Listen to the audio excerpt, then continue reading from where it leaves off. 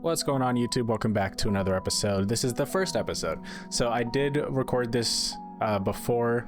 I kind of messed up. I kept looking at the script and I hated the way I looked in it. So I tried again. So I've never done a video like this before, and I know this is totally coming out of nowhere for most of you, if not all of you.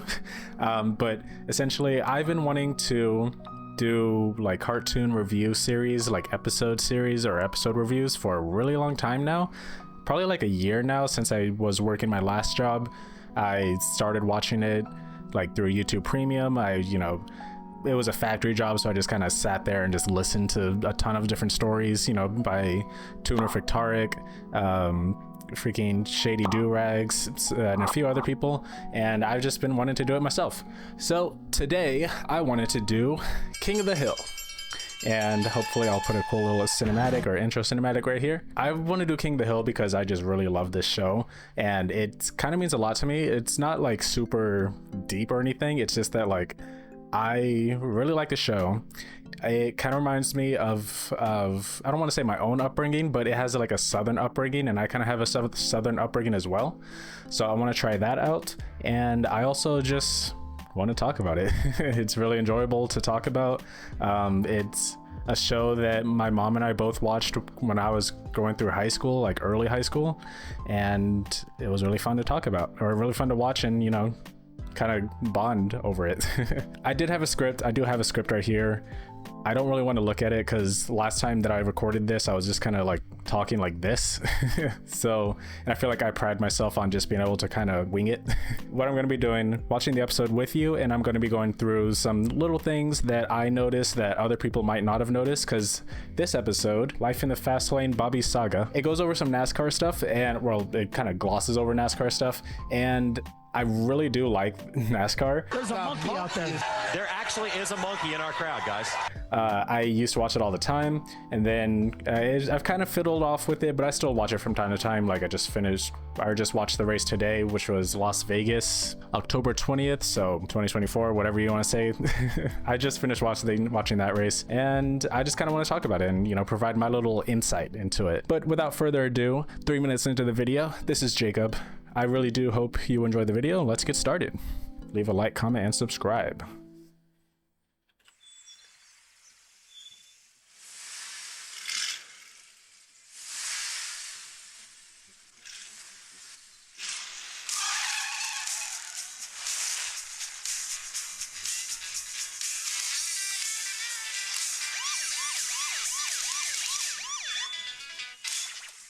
Labor, man, gonna go down to the hospital. I'm gonna have Ned and Lama's partner, man. Want a rematch?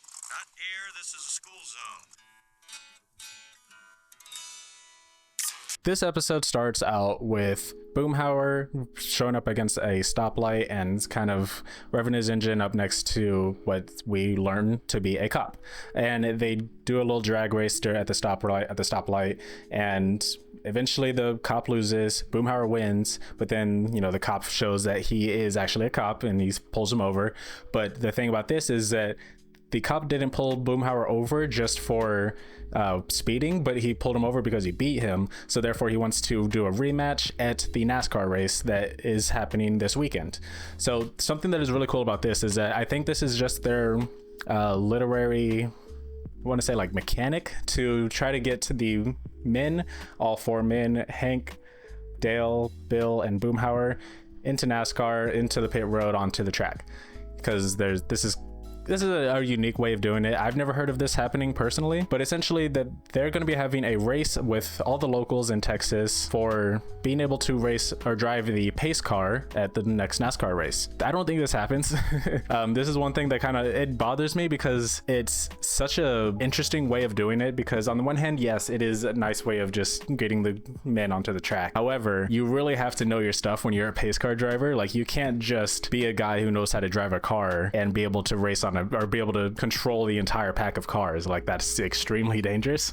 There's a whole lot of rules that you got to know, and of course, if you're just a NASCAR viewer, you know the rules. But if you're a NASCAR faculty, you're gonna have to know the entire rule book. You're gonna have to really know when to pull out in front of the pack, when to let cars go by, when to not let cars go by. You don't really control that, but you know, you have to make sure that you know your stuff, because there are times when some cars, lapped cars, will get the lucky dog. I don't know what they call it now, but basically lapped cars will get the free chance to go up a lap if they're a lap down, for example, and they might get that. And in that case, if you're a pace car driver, you're suddenly just driving 60 miles an hour around the track, and then suddenly a car going 200 or, you know, like 180 suddenly comes up around you and goes around you. That might freak you out, might mess you up. If you pull out during a caution at the wrong time, if you try to enter pit road before the caution is over, maybe there's 2 laps instead of 3 laps. I know this is all like, it's all hearsay, and you know, maybe it's just kind of my thoughts, but I do feel like it's very unlikely that NASCAR would just pull out some random local to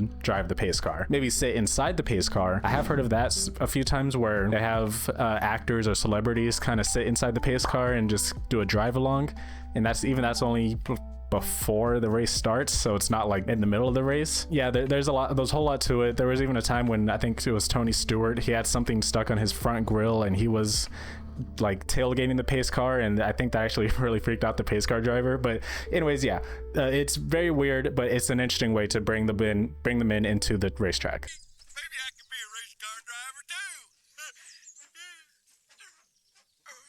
Or you can do like Jeff Gordon did and have a rich daddy. I hate that Jeff Gordon. I bet I could be NASCAR's top money winner too if my daddy had bought me a quarter midget car. Yeah, his father didn't do him any favors, I'll tell you what. My dad, he sold me one, and it was a lemon. Taught me the value of $1. Okay, so right here, this is one of the little NASCAR things that I wanted to expand upon for the modern audience, because I know that a lot of people who watch this show, like a lot of them are, you know, kind of Southern controversial, or not controversial, conservative, and you know, they are NASCAR fans and they understand what's going on here. What a lot of people don't understand is that essentially NASCAR is known for having its loved drivers and its hated drivers. Loved drivers, Dale Earnhardt, Mark Martin, I don't know, like Richard Petty, you know, some of the old drivers, like everyone loves them. But then there's the hated drivers on the opposite end. These drivers are people that like just naturally everybody in the crowd hates them. No real reason why. No, I don't want to say no real reason, but no good reason why, I want to say. Essentially, so as you can see, as you can hear here, they are clowning on a racer named Jeff Gordon. So who is Jeff Gordon? Jeff Gordon was essentially the pretty boy. He's still alive. I just said was because he's retired now. He's still alive. He was essentially the pretty boy that was from California. Something that you must know about NASCAR is that it is a Southern sport. It was started in the East, and you know, it was all about the East Coast. Started in Florida or North Carolina, whichever one you want to call it. It's debatable where it exactly started. And it was all about, you know, a bunch of just some boys from the boondocks in the middle of the country, just kind of chilling and racing cars around a track, right? But Jeff Gordon is from California. And if there's one thing you must know about the Southerners, they hate Californians. At least, you know, in this context, you know, everybody in Texas, these people in this time era, Texans were just anti-California. So not saying that every single person in Texas hates California, but that is the narrative that they're trying to push here. Especially NASCAR fans, they all just hated Jeff Gordon because he's from California. He got his start from his dad. I believe it was his stepdad. Bought all of his, you know, gear at the beginning. At least that's the narrative that was kind of being pushed around during this time. His stepdad or his dad bought all his gear, and he kind of just got bought into the racing scene. So when he was first born at like 6 years old, I think, he got a bike from his stepdad that just bought it for him for free. And later on, his dad bought him a quarter midget car, which is like a small race car that's meant for the kids, like getting ready to get into racing. And then later on, I think his stepdad also helped in getting him some sponsors for getting into NASCAR. And this is all just whole kind of the snowball effect into people going, all right, this guy is winning. That's another thing. This guy is winning. This guy isn't from you know, somewhere southern or somewhere East Coast, and this guy is young and pretty. Those three things will just make every southerner hate that driver. So that's why they're all kind of clowning on Jeff Gordon. That's why throughout this episode, you're just going to see them constantly just sending massive shade to Jeff Gordon. It seems like it's out of nowhere. Everybody kind of likes him now because he's, you know, he's well respected as a driver. But that's why you're going to hear so much slander for Jeff Gordon. Ed, could you please sign this check? I already filled it out for you. Pay to the order of the bike barn, $175. My point is, you don't just get money because you ask for it. You want to end up like Jeff Gordon? I like Jeff Gordon. He's handsome. Bobby, you joke around like that in public, people are going to think you ain't right. Okay, I absolutely love that scene because it's such a perfect encapsulation of why Southerners hated Jeff Gordon, why the NASCAR fans hated Jeff Gordon. He got the attention of people who are outside of the NASCAR fan base because he was handsome. He would be put on front of us with cereal boxes. He would be like the main guy in the commercials. He's the guy that got the outside fandom in. And you know, the classic little joke of just Hank going, you talk like that in public, people are going to think you ain't right. It's so great just because it's just like, it's such a relic of the time, I want to say. And also that little entrance of Bobby wanting to have Hank sign a check just so that they can get him a bike for free. That is exactly in line with how Jeff Gordon started, which was when he was young. His dad bought him a bike just cuz. So I feel like they're really trying to kind of align Bobby with Jeff Gordon in this instance, where they're just kind of just combining them with Bobby wanting to get a free bike, liking Jeff Gordon, thinking he's handsome. They're basically saying Bobby is the outside fandom of NASCAR. Keep in mind this scene where Bill gets stuck in the window. It'll come up later. But Jeff Gordon is handsome and he's a great champion.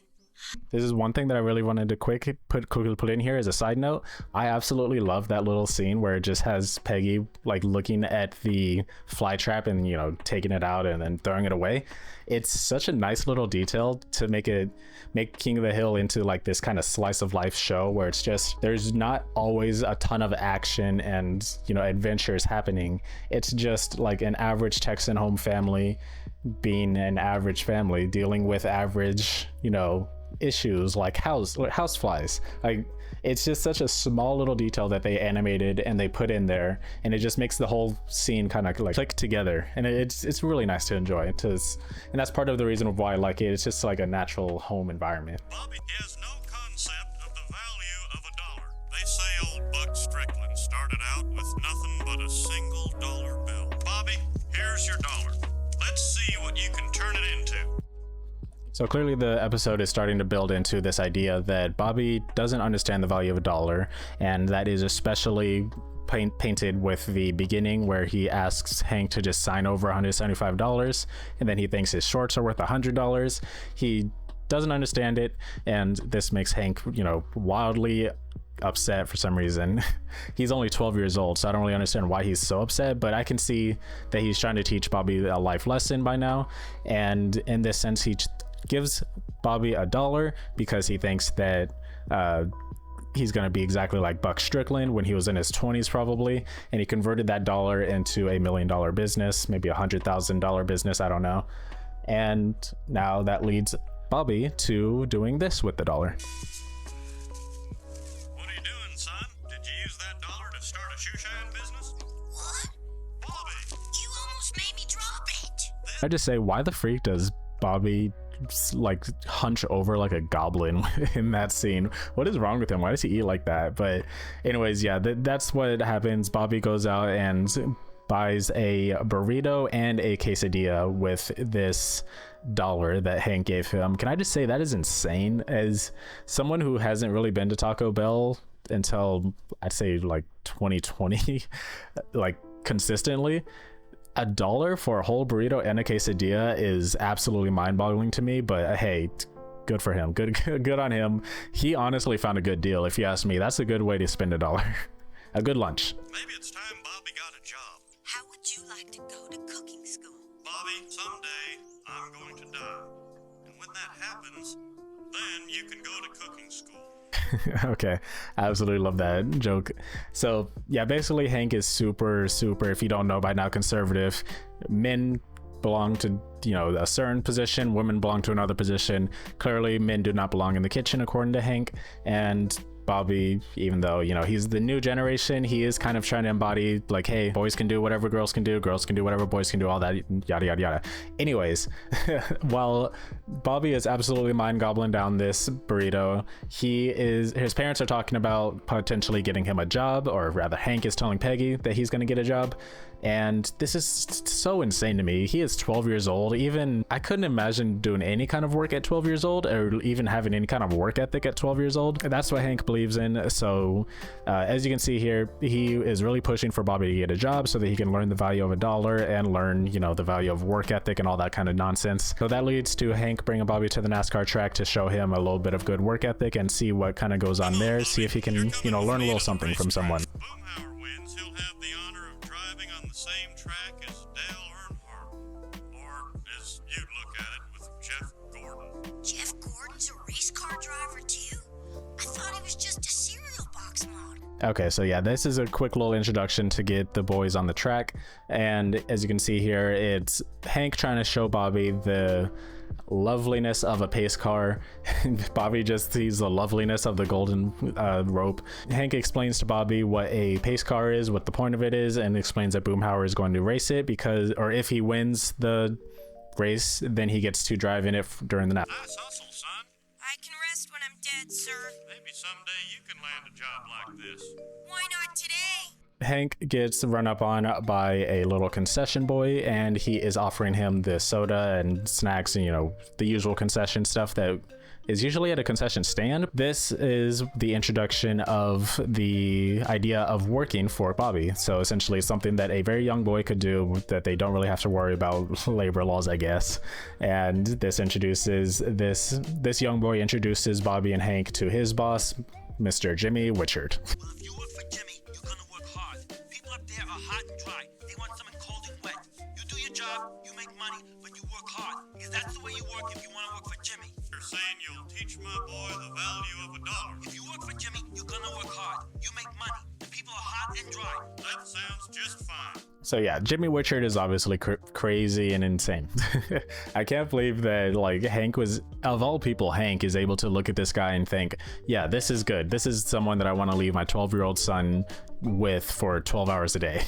It's insane to me that Hank has this like huge lapse of judgment, but it is just kind of a narrative technique to get Bobby to see a job and get into that job. And it's also kind of like Hank applied for him. I love how Jimmy Witchard says people up there are hot and dry. They want something cold and wet. And then he says it twice. This kind of indicates that on top of just it not being right, like that's kind of his way of getting people I don't want to say getting people in, but his way of explaining the job. And just the fact that he said it twice kind of indicates that he doesn't really understand any other way to put it. So he just says, okay, this worked this one time, I'm gonna say it again. So that's just kind of his running line, essentially. That's his catchphrase. My dad told me I couldn't leave this job until I got someone to replace me. Thing love about this scene is that kid did not have to jump that fence. I know Shady Durags I think said that too, but it is hilarious that kid, like, instead of just leaving or walking off track, he had to jump the fence and wish death on Bobby. Say cheese. Cheese. Don't smile, son. You're a working man. Is this something that white people had to deal with? I know that, like, I know this is kind of out of nowhere, but when I was growing up, I want to say when I was like a teenager, I was in this mood where I was just thinking to myself, black people can't smile for pictures, right? And so I almost never smiled for pictures. It was always such a hassle to get me to smile for pictures.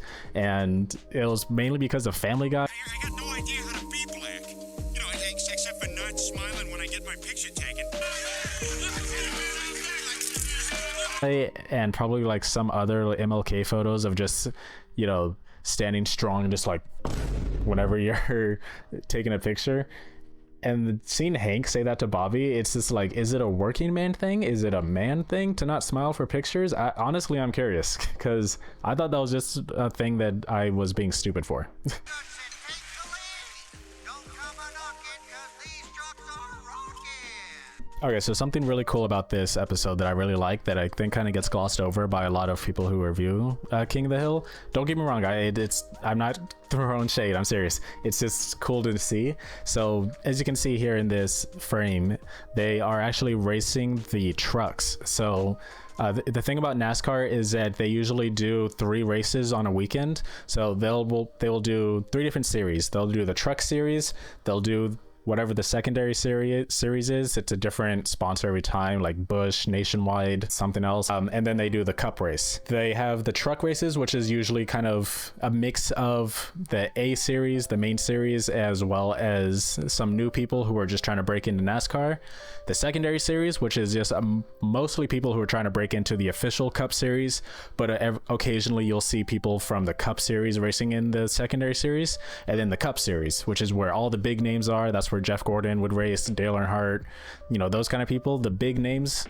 And it's really cool because this is supposedly taking place on a Friday, I believe, either a Friday or a Saturday. And so you'll notice that they're actually doing the truck race now, and later on Boomhauer is going to be driving the pace car for the actual cup race. So that's a really cool little detail that I really like that they added here. That is so weak, Bobby. Hey, you want a hot dog? Sure. $4.50 for a jumbo dog, and 20 for a tray of stolen drinks, and the 28 you owed me. Now you owe me. Oh yeah, you owe me $52.50, Tommy. So I really find this interesting because I know that Bobby doesn't understand the value of $1 yet, but it's still crazy to me that he was so willing to just accept that he doesn't get paid at this job. He just shows up, his stuff gets stolen from him, he gets a hot dog, and then suddenly he owes Jimmy Witcher, what was it, like $64 or something. And I'm just thinking to myself, that is absolutely insane that even Bobby would not comprehend that that's not how jobs work. And this is my favorite line from Jimmy Witcher. Oops. You know, maybe now's a good time to run some pit crew drills. Time out. Man attached. Modern day stock cars actually have 1 bolt instead of 6 bolts. I just found out that like a week ago, so I just wanted to put that in there. Also, Hank rolling away that wheel like that, just kind of rolling it like down the way, I guess the idea is that Bill would be there to catch it, but I highly doubt Bill would have been fast enough to catch it. So if he were to do that actually on the track, he would definitely get penalized, and Boomhauer would be way in the back of the pack. And you could see they also slow down, or they also emphasize that they are 22 seconds and they're not even halfway through the entire pit stop, definitely showing that these guys are like huge amateurs. But it also kind of makes me think, like, aren't we racing with other amateurs? So I don't know if that's a huge loss, but it is definitely something to worry about when people who would be finished with the pit by now are now leaving and you're on your first tire. Mr. Richard? There's a joke to be made here. There really is. No, I'm not gonna do it. It's too easy. But leave it down in the comments what you think of it. $68 in trays, but you also owed me $40 for a total of you owing me $88,888.88. It would take so much effort to do that to a calculator. How do you even get to that point where you break the calculator and it's just flashing 8s? Like, do you just not turn it on?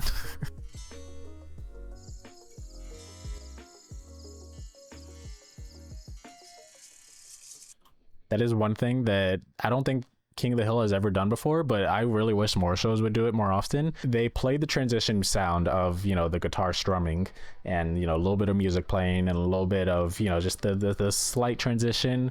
And then it goes to Hank playing that guitar, playing that strum. And then as Bobby comes in, he does a little walking tune. And I really love that, just that little bit of detail where it's combining the show, the viewer with the actual show, the people, the characters. And it's such a nice little addition that I don't think they've ever done before, and I don't know if there's other shows that do that pretty often, but it's really nice. Pausing for now. We're about halfway through the episode. How's everybody doing? I hope you're doing good. I am going to be running an ad here real quick. In the meantime, go get some water, go get a snack, go relax. We will be right back with more King of the Hill.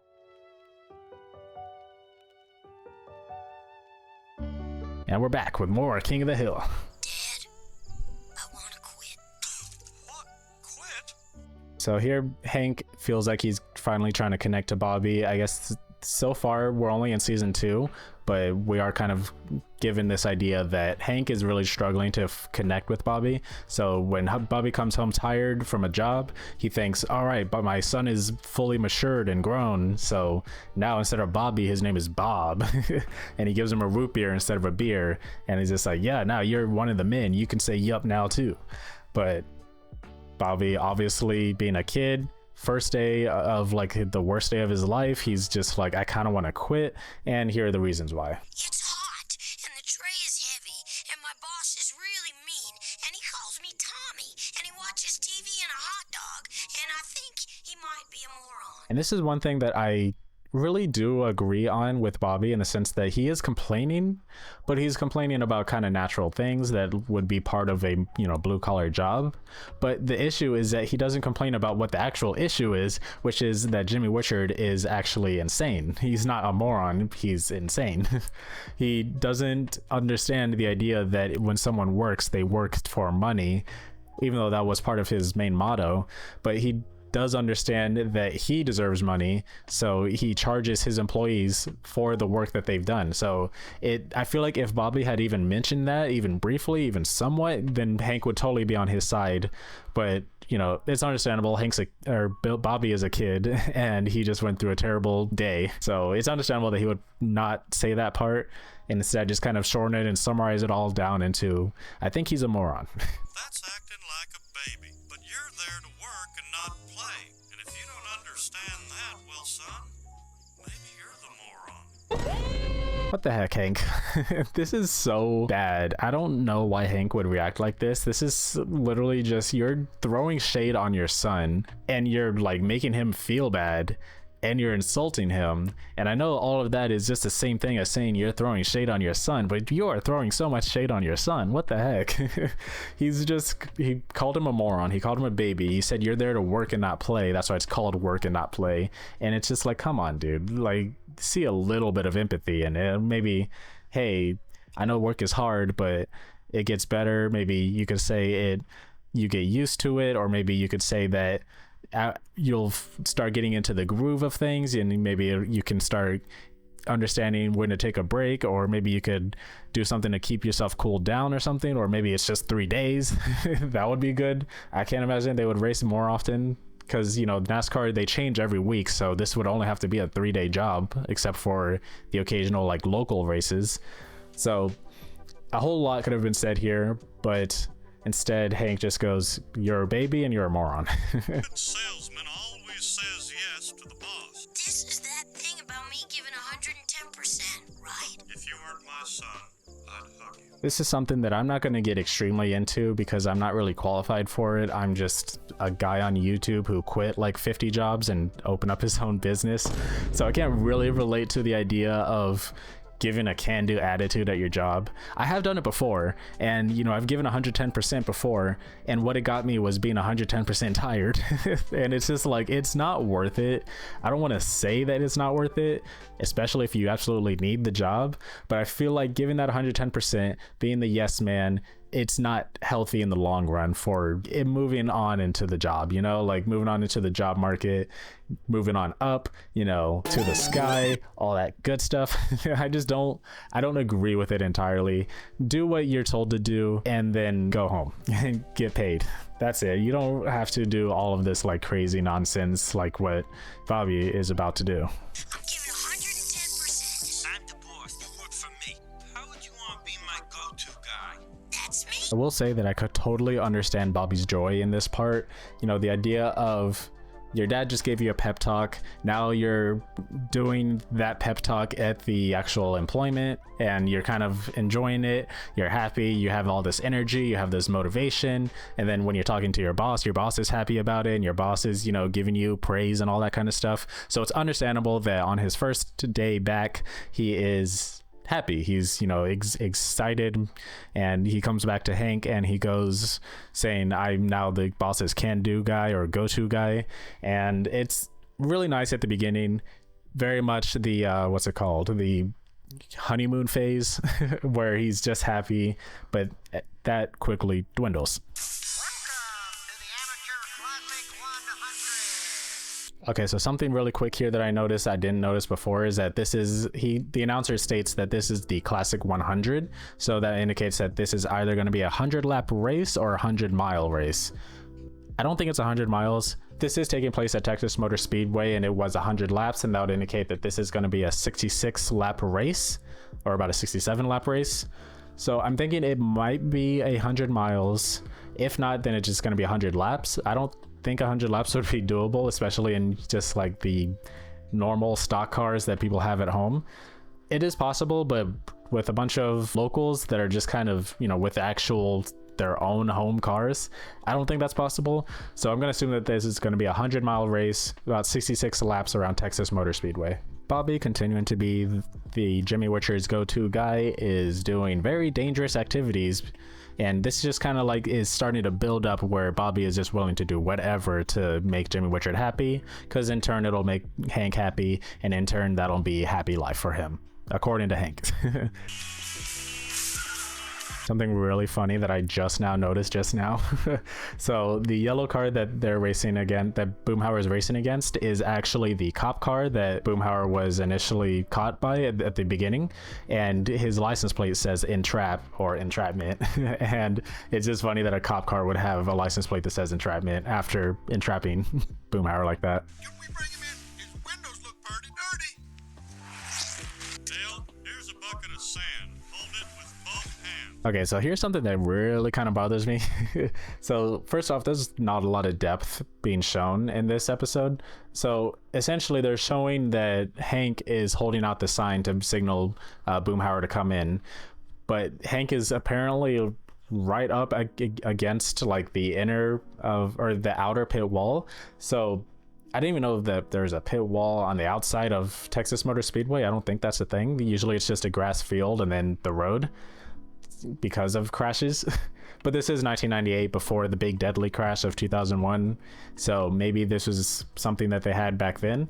Another thing though is that they are all, like Hank, Bill, and Dale are all over pit wall before Boomhauer even comes into pit road.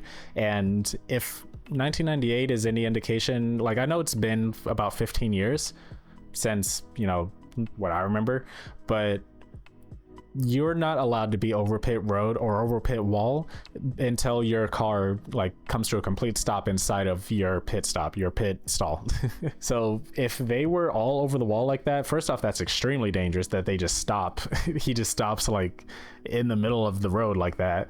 But second, like they're all having a huge advantage by being over the road that early, so that's also really bad. And also at the last one, they pulled him in during a green flag pit stop. That is extremely dangerous, because you're essentially saying, I'm confident enough that I'm far enough in the lead to go into pit and get like, you know, a whole set of new tires and, you know, fuel up, and hopefully be able to go back from being first, go down to pretty much halfway to last, probably, because unless there's like some lapped cars, and then pray that you can go fast enough to beat everyone in front of you. It's been done before. If there is like a huge racer, like a cup racer racing against rookies, and it is possible, and it's been done a ton of times, but it's just so risky to do that as a local racer who's just some guy. So this is something that I really don't like. I don't like how they did that. I don't like that, you know, Bill has full control over that just because he says his windows look a little bit dirty, which is terrible. So that's one of the little nitpicks that I have against it, but I feel like doing anything else to get Boomhauer into the pit stall would have been hard to animate or something difficult. Hey, what am I supposed to do with the sand? It's slipping. Hey! Never mind. I love that, just the subtle crashing of the bucket behind him. Okay, so the indication here is that Bill somehow got into the car and started cleaning the windows from the inside, which why would he ever do that? But anyways, the indication is he did that. Not only that, but he also snuck in without anybody like being able to tell, which is weird because according to the beginning of the episode, he was so fat that he couldn't even get out of the car through the window. So I don't really understand how they did that, but a little bit of inconsistency is whatever. The other thing that I wanted you to notice is that black number 3 car that drove by, that was interesting to me because the black number 3 is Dale Earnhardt in NASCAR, and he has a very distinct car, distinct color, distinct number, distinct font style. So I think it's really funny. I don't know if it actually happened, but I think it'd be funny if the little headcanon was that Dale Earnhardt was there racing against a bunch of locals just for fun. It's probably not true, but it's fun to think about that. It's probably just a fan who really liked the number 3. I'm the boss, see? So something to notice here is that Jimmy Richard, when he said "I'm the boss," he pointed at his calculator, and that's going to happen again real quick. Maybe one day I'll even have your job. The rest of my job? You think you're so good? You put on the suit. Bobby says, "I might be getting your job soon." Jimmy Richard takes that as a threat and goes, "You're after my job, huh?" And then he tucks the calculator back into his shirt and hides it, and as if to say, like, this calculator is mine, and this means I'm the boss. So therefore, calculator equals boss. Therefore, calculator hide in shirt away from Bobby. And then he gets mad, tells Bobby to put on the hot dog suit, which eventually leads to Bobby getting bullied, because apparently adults in 90s TV shows really love beating up kids. I don't know why they do this so often, but yeah, Bobby gets made fun of for wearing a hot dog suit. Bobby Hill has become the go-to guy.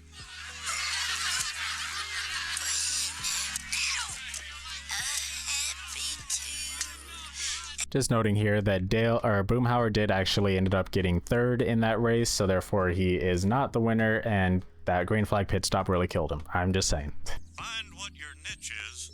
That leads to riches. So the next day starts, and this is something again that is really cool about the little detail. The next day starts, and I think it would have to be Sunday at this point. Bobby gets up super early to straighten out the bugs out of the oil fryers. Some of the food at racetracks are brutal. And essentially he is getting up early. He's depressed, he's mad, he's crazy, he's going insane, having to deal with Jimmy Richard every day, even though it's only been about 2 days. But I'm not one to talk about that. And Hank comes back with the sickest comeback in the world: find what your niche is, and that leads to riches. Of course, that sounds like something else. It sounds like it's about to say something else. But sometimes I still think Jimmy Richard ain't right. Now, Bobby. But then I remember about 110%. Really small detail there. But yeah, so Bobby is once again pointing out that maybe Jimmy Richard isn't the smartest tool, or brightest bulb in the shed, whatever the saying is. He ain't right, and Hank immediately shoots him down for even thinking the thought, which just leads Bobby to going, yeah, no, remember 110%, all that good stuff that you taught me, which is just such a terrible position for Bobby to be in. I feel so bad for him in this. But that little detail that I wanted to mention was Bobby looking over to the left when the car comes screeching in, and I just think that's just so nice that they had him kind of interact with something that was completely off screen and not even animated. So And we have record attendance today with 62,427 fans.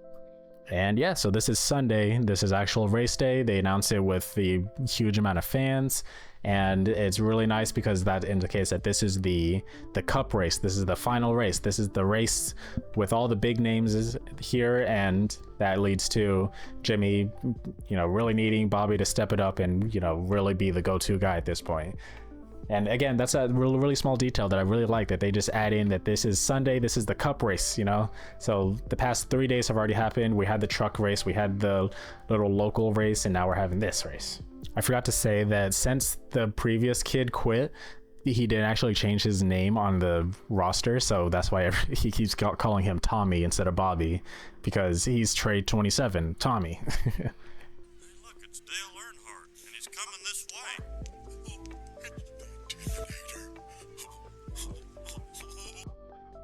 something that I really love about that scene is that so this is another NASCAR side fact that not a lot of people know about, or I guess not the average YouTube audience would know about, is that Dale Earnhardt, his nickname when he was racing was the Intimidator, because essentially he was very, very rough in his style of racing. I don't want to say he was a bad racer, but I will say that he was very demanding and he was very direct with where he wanted to go.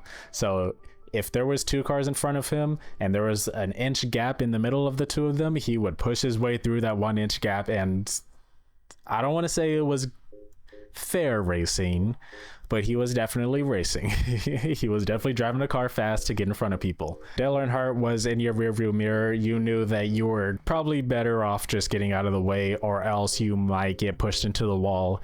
You might get swiped. You might get spun out. You might wake up upside down. I'm just saying, he wasn't a very courteous racer. Let's just say that. So that's why when all the boys see Dale Earnhardt coming down, Bill stammers to himself, "The Intimidator," and then he runs off scared. Man, this rope sure is soft and pretty. I noticed it when we unloaded my car. I love that scene where it's just they expect him to talk to them, to maybe interact with them or talk about freaking racing or something. Instead, he just pulls exactly what Bobby said. The rope sure is soft and pretty. And something to note about that scene is that in 2001, Dale Earnhardt did actually have a fatal car crash in Daytona 500. He actually ended up getting an extreme head injury, leading to his death at the hospital. And because of this episode was released in 1998, but because of that incident, in certain areas where King of the Hill was being played, they completely cut out that scene, because that was actually Dale Earnhardt talking, but they completely cut out that scene. And because of that, like, that whole scene was just like gone, and it kind of led to some confusion here and there. But it was really interesting that they would decide to just remove that scene just because of the death. It doesn't seem like it was really ill will on Dale. It doesn't feel like anybody was really like making fun of him or mocking him or anything. So it's interesting that they would do that. But a little side note about that scene. Here we get to the start of the Cup race, which, another side note, really weird that the cars are all starting directly on the racetrack. Usually they have a huge big thing. And now, race fans, for the most famous words in motorsports, the star of Universal Pictures movie, I now pronounce you Chuck and Larry, Kevin James. I just got 3 things to say. God bless our troops. God bless America. And gentlemen, start your engine!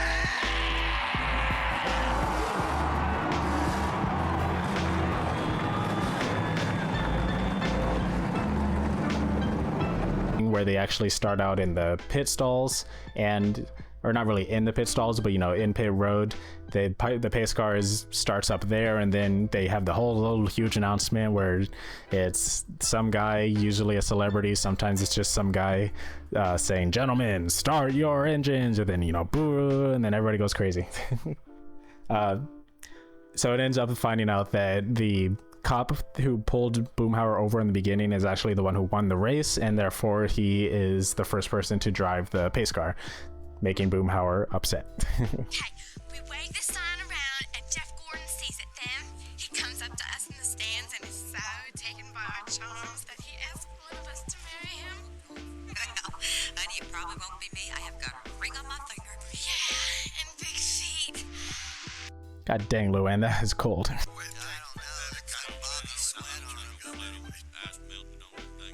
Bobby, these sodas are hot. Listen to Mr. Witcher. He'll tell you what to do. So this scene is showing that Bobby is continuing to be the concession boy, and he brings up his sodas and snacks up to the men, and they all, they don't really want to buy it. I think in the subtitles at one point I did see that Dale or Boomhauer were kind of saying, "Ew, I don't really want to touch Bobby's like sweating and gross and everything."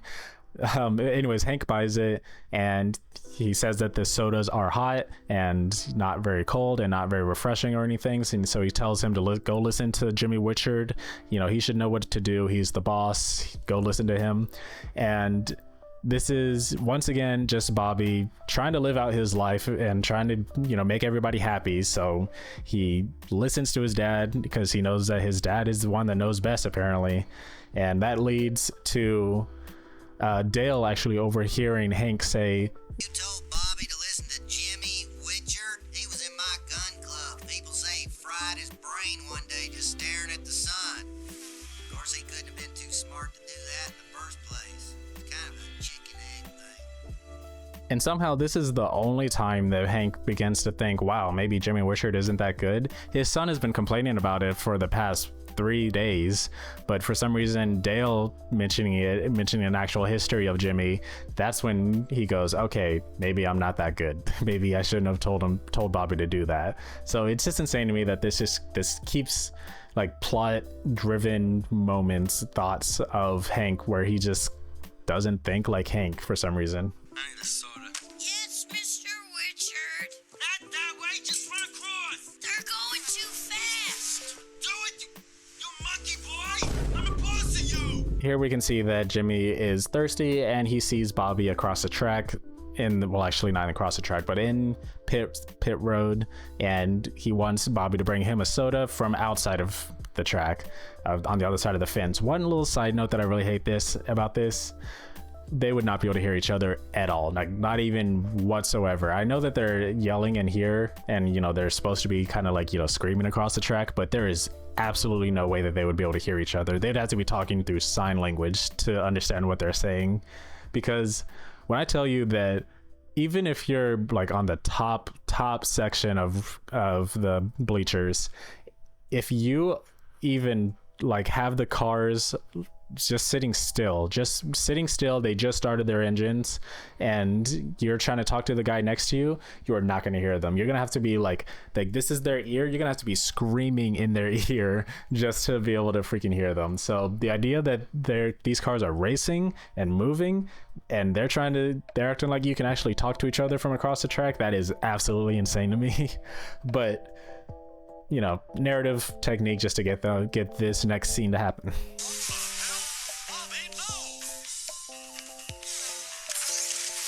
Bobby tries to give Jimmy a soda by jumping across the wall.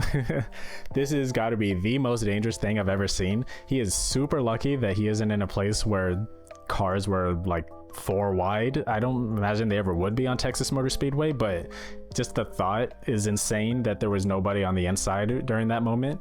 But another thing that I noticed here, Hank quickly runs up and grabs Bobby and pulls him back into pit stall and back into safety.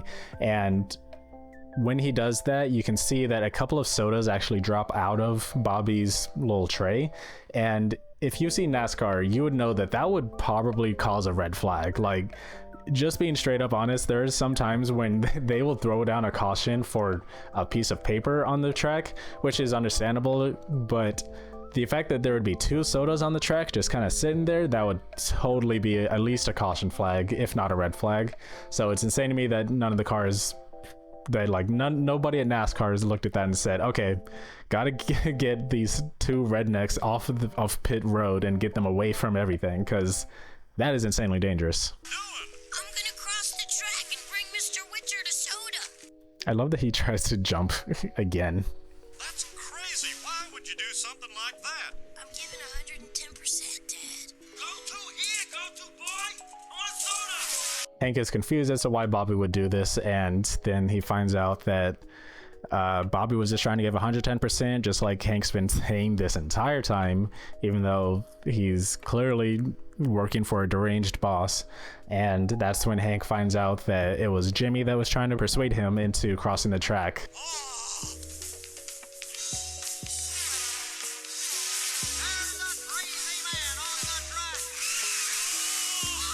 There's absolutely no way Hank would be able to avoid all those cars. Him just moving would have gotten him killed. Like, he would not be alive right now.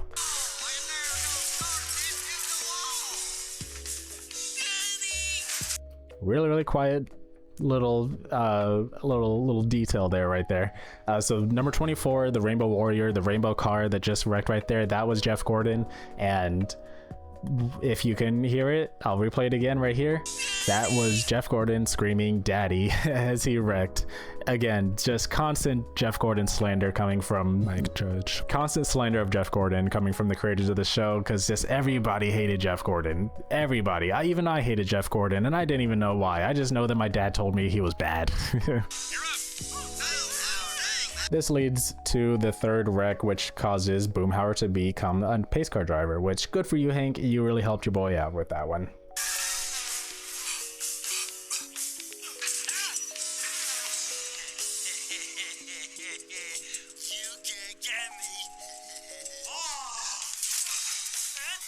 Hank eventually makes it across the track, and he manages to reach Jimmy. Jimmy thinks that he's safe behind the fence, but Hank, proving the absolute unit of strength that he is, manages to kick down the fence from the corner.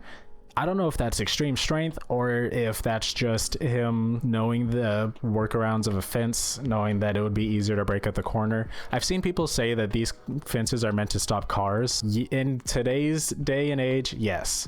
Show a clip of, I think it was Kyle Larson wrecking into the fences at Daytona 500 back in like 2018 or 2015 or something like that. Yes, today's age, they're meant to stop cars and literally carry a car. Back in 1998, I don't know. This might even be 97 or 96 based on when it was animated. But yeah, I don't know if they were really meant to hold an entire car back. This was still during the time where the walls were literally just cement and not like safer barriers where they actually have little cushions and pockets of air, pockets of movable walls and everything. So this is an old fence. I know it shows he is still very strong for being able to break that fence, but this isn't a fence that's meant to stop a car.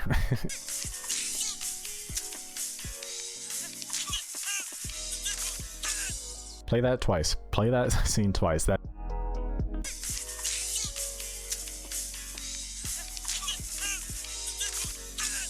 is the most cathartic moment in all of King of the Hill history. Kind of. There are some times when Peggy gets her comeuppance, but that is one of my favorite parts.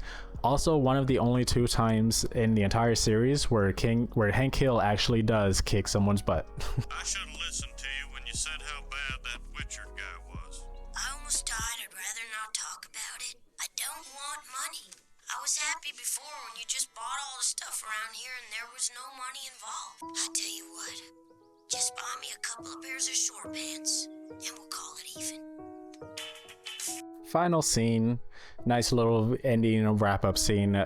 Hank comes into Bobby's room and tries to discuss that he apologizes for making Bobby work for some crazy guy who almost got him killed. Bobby doesn't want to talk about it, and this is where Hank kind of finds out that Bobby doesn't really care about the value of $1, which is totally fine. As a 12-year-old boy, you should not be caring that much about the value of $1. You're just kind of getting bought stuff. You're not really trying to start a whole business yet. You're just a kid. Hank reiterates, let me just give you like a couple $100 for all the work that you've done. Bobby comes back, just buy me some shorts, we'll call it even. Like, that is such a nice little wrap up to it, and it really, it's nice that Hank and Bobby accept it. They do a little wrap around the shoulders thing, and it's a really cool moment. And that is the episode. So all right, off script. I wasn't really on script at all that entire time, as you could probably tell. That was King of the Hill, Life in the Fast Lane, Bobby's Saga. So I did really love this episode. I think I watched it probably like 4 or 5 different times, probably 8 different times, just kind of watching it on Hulu on my TV in bed, just rewatching it. Okay, wait, what's this little note? What's this little note? I had this whole like 15-page script that I wrote up in like a week. That took way too long. I don't think I'm gonna do that again, because if I want to do these type of videos, I can't be doing that. I can't be spending a week just writing a script and not even doing very good with it, because that script was so unfocused. I had like 2 pages just dedicated to Jeff Gordon's history, and that was really weird that I did so much of that. But yeah, I think that was really fun, and I haven't really talked like this in a long time.